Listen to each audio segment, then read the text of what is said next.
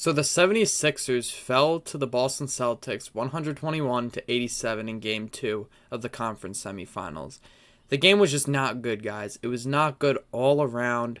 There was a lack of effort. They didn't know how to play basketball yesterday. It seemed as if they didn't know how to shoot the ball, they didn't know how to drive with the ball, and they didn't know how to play defense, giving up 121 points to a Boston Celtics team with Joel Embiid on the court and all your starters healthy and playing. It was just not good. Now we're going to talk all about this game because it was really bad. So first I want to talk about the lack of effort all around on the team. It just didn't seem like they were there to play yesterday. You would think in game 2, after coming off that firing game 1 win, they would come out with a little bit more fire, a little bit more edge to their game. But no, they came out awful. They never seemed to after the Celtics would answer, they never seemed to come back and answer of their own. They let the Celtics run away with this game, and it was just an awful performance in general. You really saw it in the third quarter. I mean, it was an 8-point game at halftime. It was pretty close at half, but the wheels just fell off in the third quarter. We ended up losing by 34 points. That is really bad. And we have to look past that because there's obviously 5 more games to go in this series. So you can't dwell on this game too, but it was pretty bad. It was a pretty bad showing for your first loss of the playoffs. We started 5-0 in these playoffs, and that was our first lost by 34 points. Not very good. But I want to talk about the decision to play Embiid. I really was against playing him, even if he was ready to come back in this game too, just because there was a good chance we were going to lose this game anyway. Usually, when teams are as good as the Celtics and the Sixers, none of them usually go up 2-0 in the series. It's always going to be 1-1 going back to game 3. That's just usually how it is. So since the Sixers won game 1, that means the Celtics were going to come out with a chip on their shoulder, ready to win game 2 and tie it up before they go back to Philly. You'd think they have a better shot of winning that game. As a bettor, I would bet them to win game 2. But they decided to play Joel Embiid anyway, and now he's not going to be as rested for game 3. But at least he got some time on the court, got some minutes. I believe he had 27 minutes in total to get some playing time and to get back on his feet before we go back to Philly. He's going to receive his MVP trophy tomorrow night, Friday night in South Philly. It's going to be really good. It's going to be really fun to watch. He's going to receive his trophy and then hopefully pick up a Sixers win to get us up 2-1 in the series. But yeah, I was really against playing Embiid in that game just because there was already a good enough chance we were going to lose. And we did well without him the first game. Maybe see if we can win another one without him and then have him back full strength with more days rest. Game 3 in South Philly. And he always plays for the fans. He always plays really well when the fans are there backing him up. Don't hit the panic button yet. That's really like the biggest thing. If you're a fan, you're not going to give up on the team, obviously. But even if you're a fan, you don't have to be worried. It's 1-1. The Celtics are, in my opinion, the best team left in the playoffs. Maybe besides teams the Suns have really good starters, but their bench is just not good enough to keep up in the playoffs. I think the Nuggets are going to beat them. The Warriors are pretty good. The Lakers are pretty good, but I think the Boston Celtics are the best team in the playoffs. So if we can hang with if it's 1-1 right now, we beat the Celtics without Joel Embiid. Yesterday, forget about yesterday. Yesterday was a bad game all around. You can't really dwell on yesterday if you want to win this series. You have to look forward. You have to look for game 3. It's a 5-game series now, tied 0-0, and we have home court advantage, having games 3, 4, and 6 in our favor at home in South Philly.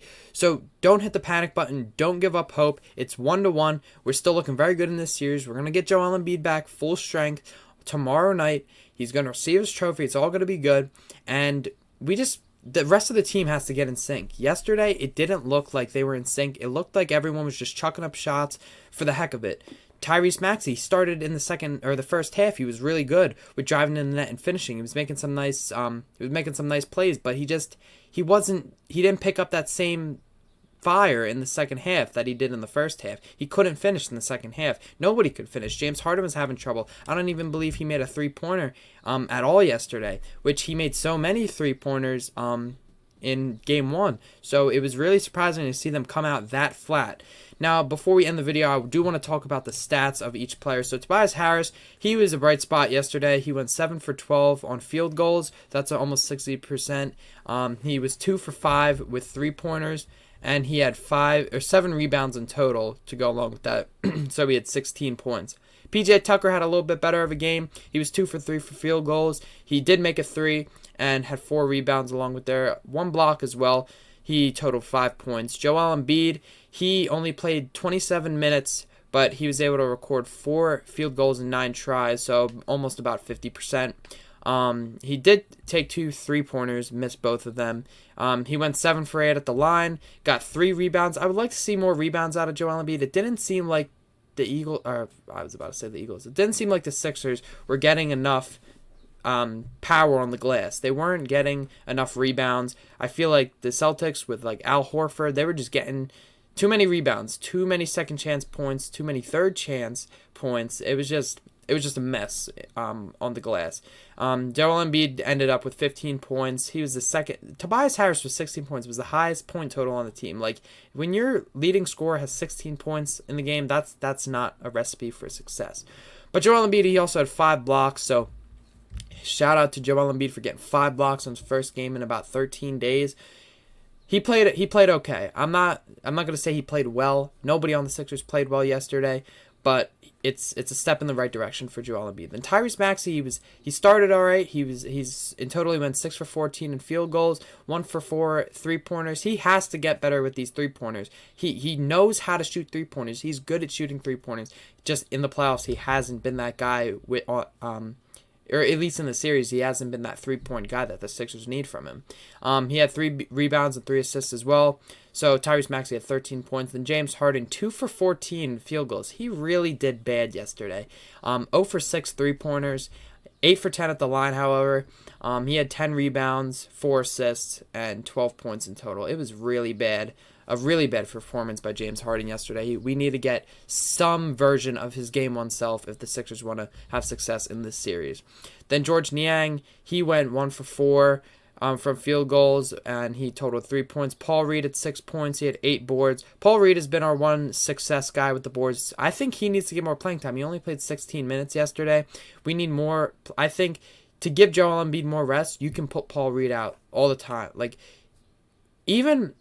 I would even say move Paul Reed to the power forward spot when Joel Embiid is on the court if you need rebounds, because we can live without PJ Tucker on the court. Paul Reed has that dog in him. I think he would be a perfect replacement for PJ Tucker at times on the court with Joel Embiid, instead of Paul Reed only coming in when Joel Embiid comes off. But Paul Reed, he ended up with 6 points. I said he had a block in there. DeAnthony Melton, he played really bad as well. Only 1 for 5, missed both of his 3-pointers, and only had 2 points. And yeah, everyone else, it was just our bench. Jaden Springer got some time in the game. He went 1 for 1, had 3 points. But yeah, so it was just a really bad performance by the Sixers in total. But yeah, that's really all I have to say about Game 2. Looking forward to Game 3 in South Philly. We just have to get on them early. Get on the Celtics early. You have to get boards. You have to get those rebounds if you want to have success. You have to provide some sort of success on the glass, whether it's Paul Reed, PJ Tucker, Joel Embiid, or James Harden. Any of those guys need to get more rebounds and help this team on the glass. Also, I need to see better ball movement by the Sixers. It feels like they're just chalking up shots whenever they feel like it. I really don't like their shot selection on most of their plays. They need to work the court more. They gotta run their offense, and they gotta confuse the Celtics defense, because they can do it. The Sixers have stars. They have Tyrese Maxey, Joel Embiid, James Harden. They know how to work together, so they gotta start working together. It's not like the Brooklyn Nets when they had James Harden, Kevin Durant, Kyrie Irving. They couldn't work together. But this is the Sixers. They know how to work together, so they gotta show that they can work together and run the offense better, or we're going to come out flat in Game 3. But that's going to do it for this Sixers rundown. I want to thank you guys for watching the video. We've had some success on our recent videos. I would like to see some more, so please drop a like if you enjoyed the video. Also subscribe. We just reached 500 subscribers, so I really want to thank you guys for that. We're on the road to 1K now, 1,000. I can't believe we're even talking about that number, but if we can double our subscribers, I mean, we've gotten a lot of subscribers in the past couple months. We have gained about a few hundred, so I'm really liking where things are going. So turn on notifications if you want to stay up to date on all things Philly sports, and I'll see you guys in the next rundown.